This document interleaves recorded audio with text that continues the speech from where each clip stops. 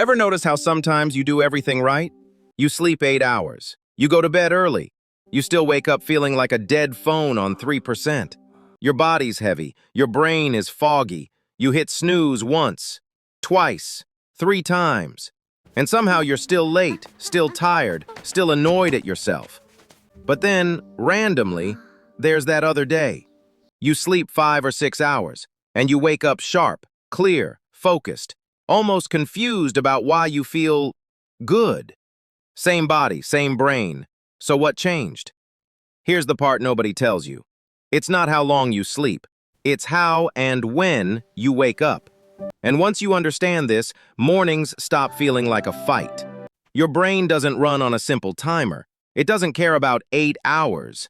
It runs on cycles. And if you wake up at the wrong point in a cycle, it doesn't matter if you slept 10 hours, you're going to feel awful. Today I'll show you how sleep actually works, why less sleep can feel better than more, and how to time your wake-up so you stop feeling groggy every single morning. Because the truth is, you don't need to sleep longer, you need to sleep smarter. Now here's where it gets interesting. Every night your brain moves through repeating sleep cycles. Each cycle lasts about 90 minutes. Not exactly, but close enough to plan around. Inside each cycle, there are different stages. First is light sleep. This is when your body relaxes, your heart rate slows, and your brain begins to quiet down.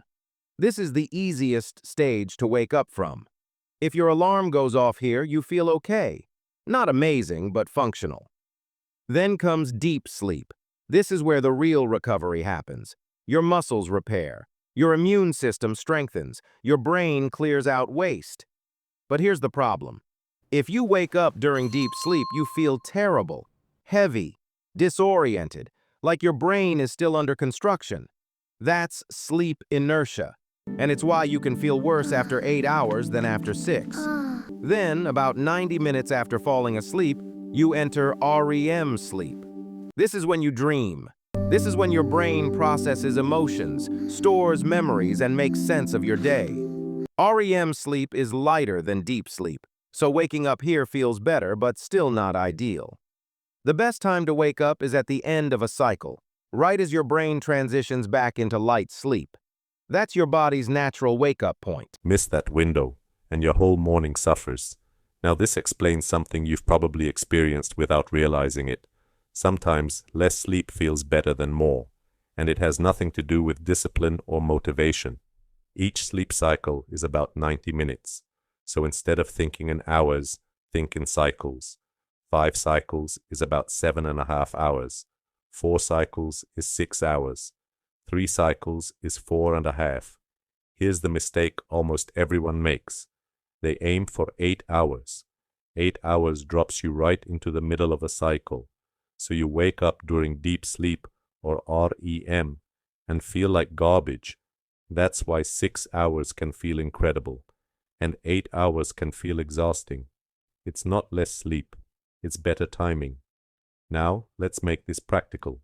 Start with when you need to wake up. Say you need to wake up at 6 a.m.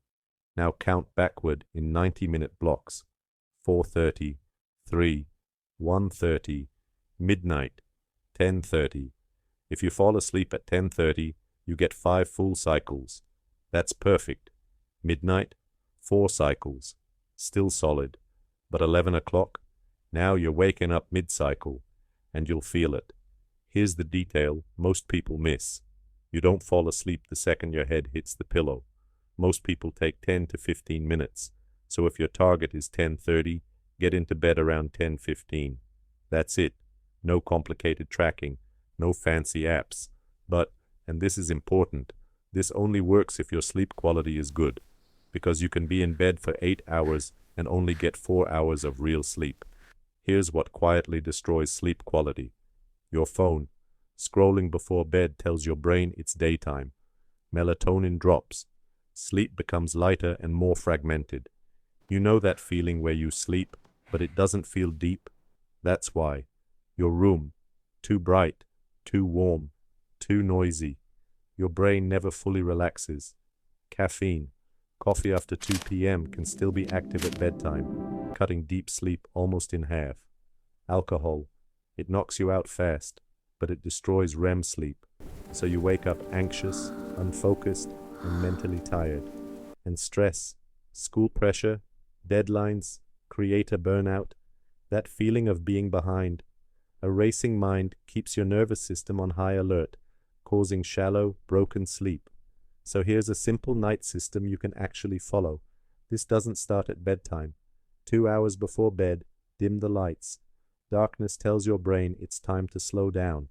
1 hour before bed, no screens, no phone, no TV. Read, stretch, journal, do something boring.